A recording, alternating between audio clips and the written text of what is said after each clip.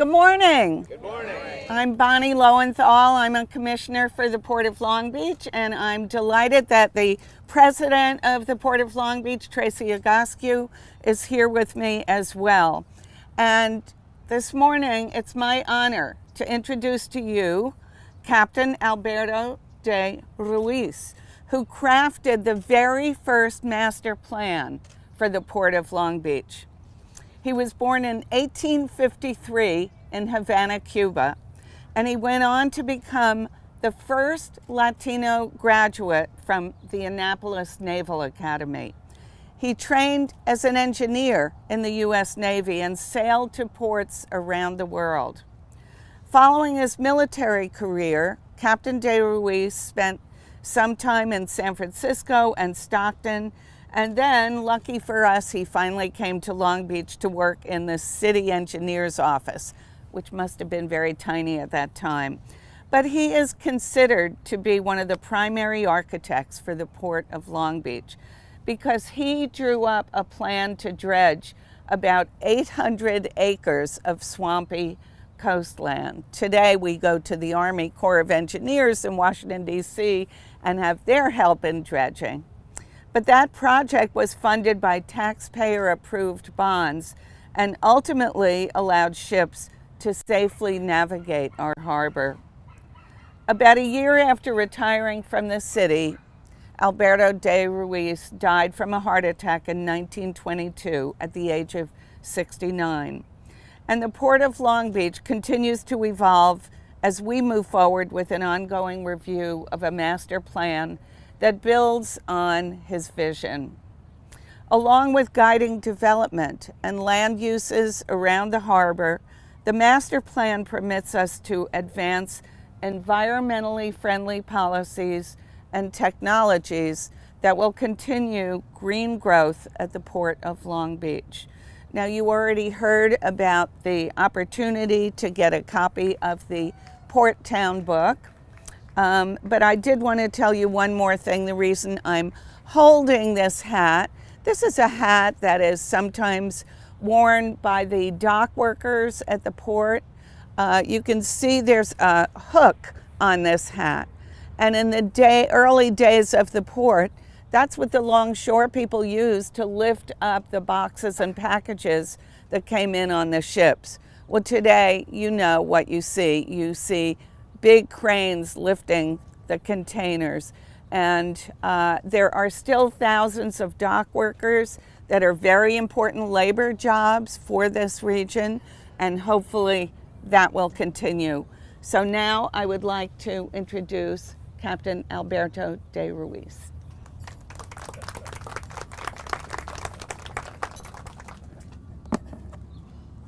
Bienvenidos. I am Captain Carlos Alberto Jose de Jesus de Ruiz y Barot de San Maurice. In 1875, I was the first Latino to graduate from the United States Naval Academy. My father was Cubano, and my mother was born in New York. They both came from wealthy families, from old money, old Caribbean money. They settled easily into New York. They were married in St. Patrick's Cathedral in New York City. They lived in New York, but had houses in Pennsylvania and in Cuba. And that is where I was born, in 1853. Cuban freedom fighters have been fighting a war for independence against our Spanish colonizers. And that meant tension and unrest. So they moved the family to New York. And that is where I grew up. And my father and I became U.S. citizens. My family's reputation led President Grant to appoint me to Annapolis. I trained in engineering and served aboard ships that sailed around the world. That experience served me well the rest of my life. I was stationed at Mare Island near San Francisco when I retired at 32. I worked in the Bay Area for a while and then moved to Stockton. It was a great place for engineers, particularly those interested in waterways. While in the Navy, I'd gotten married, and we had a son named Richard. It turns out a son was not enough to keep us together. We divorced, and I returned to New York alone. While there, I met a woman named Elizabeth. We were married, and we had a daughter. We named her Pauline, after my mother. Southern California was growing and had plenty of opportunity for civil engineers. In 1907, I got a job as a draftsman in the city engineer's office.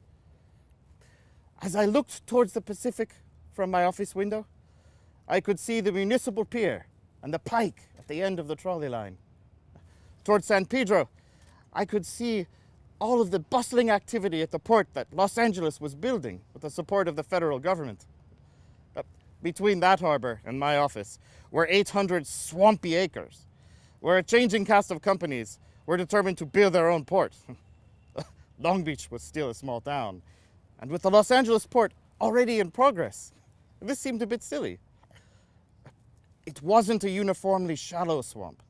There were deeper channels and areas where the land rose above the waterline at low tide.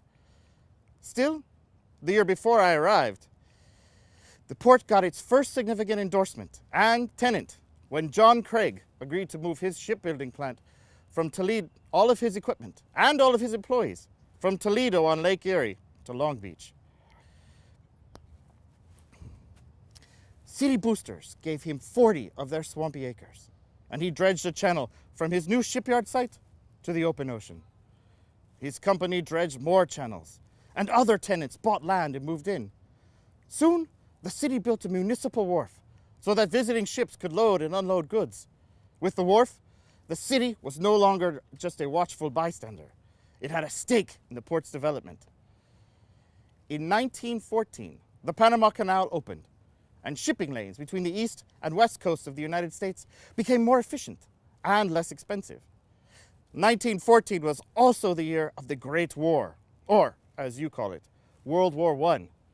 It brought the rapid rise of Japan as a military power and as a receptive market for American goods of every description, from steel to lumber and citrus. The Los Angeles River separated downtown Long Beach from the new port, and it emptied into the swamp. This didn't seem to be a problem, as the river was just a trickle most of the time. Today, it is a cement-lined channel you probably call the flood control. 1914 was one of those rare years where the sky opened up and flooded Southern California. The usually anemic river swelled to a torrent that overflowed all along its course. The flooding caused $10 million worth of damage.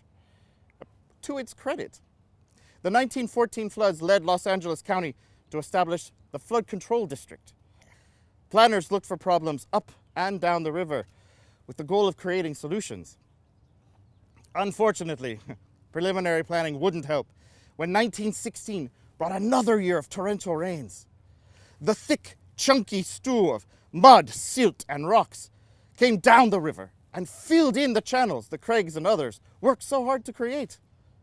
Ships in the harbor were trapped. City boosters, still eager to make the port a success, asked Long Beach for help. City leaders considered bonds to pay for more dredging, but that would take a vote of the citizens. The ships needed to get into the Pacific immediately. The city spent $3,500 to open a temporary channel. With the problem temporarily solved, ships in the harbor sailed out, and the election for bonds and a longer-term solution was planned. Many in Long Beach thought the city should pay for dredging. Others argued that the former swamplands didn't belong to the city. It belongs to the port's private owners. It wasn't something the city could spend money on to improve. Cora Morgan, a woman that could always be counted on for rabble-rousing, said that if the city owned the port, she and her friends would support the bonds. But since it could be argued that the port was owned by private parties, she and her friends sued to stop the bond election. That is where the city called upon my expertise.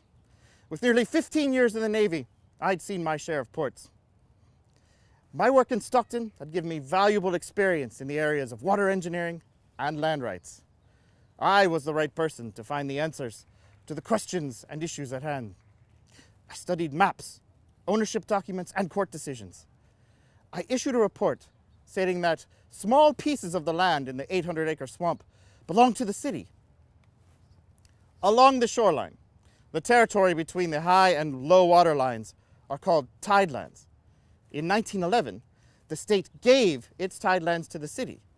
That meant Long Beach was in control of the waterways in the new harbor. The law also said that the land in the waterways could only belong to the government. In other words, Long Beach owned the land at the bottom of the channels, along with the silt, mud, rocks, and boulders that washed into the area with the floods. Cora Morgan lost her court case and the war of public opinion. The bonds passed, and the city began to dredge the channels. Today, I am going to tell you something I probably shouldn't. Despite my role in establishing ownership of the swamp, I had my doubts. I questioned the wisdom of building a port so close to the mouth of a river that went from a trickle to a torrent in rainy years. The federal government showed no inclination of helping Long Beach build its port. It barely wanted to help Los Angeles. And LA's idea of helping was to insist we turn our port over to them. That wasn't going to be my problem, though. In 1916, I left the city engineer's office. Submarines were becoming increasingly important for the Navy during the Great War. A partner and I had planned to build submarine chaser boats and hoped to win government contracts.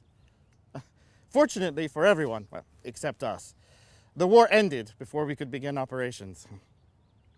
I returned to the city engineer's office, where I worked until I retired in 1921. I went to the engineering firm of Wills and Collins, anticipating a future filled with challenging projects, including a long-term strategy for the port. In May of 1922, an unexpected heart attack ruined my plans, and, well, here I am. I am sorry I wasn't alive when the Army Corps of Engineers actually relocated that troublesome river mouth away from the port. That silt was still a problem for someone, but it wasn't the port. It is clear my doubts about the port were unfounded. Today, the Port of Long Beach is one of the world's busiest seaports, a leading gateway for trade between the United States and Asia. It supports over 1 million jobs nationally and generates billions of dollars in economic activity each year. And, just like in 1921, it is building a strategic plan for its future. I am happy to see that its dedication to the future has not waned. I was privileged to be a part of its creation. But thank you for stopping by to hear my story. And I hope the next time you buy your next phone or car, you think of me and the port that I helped build.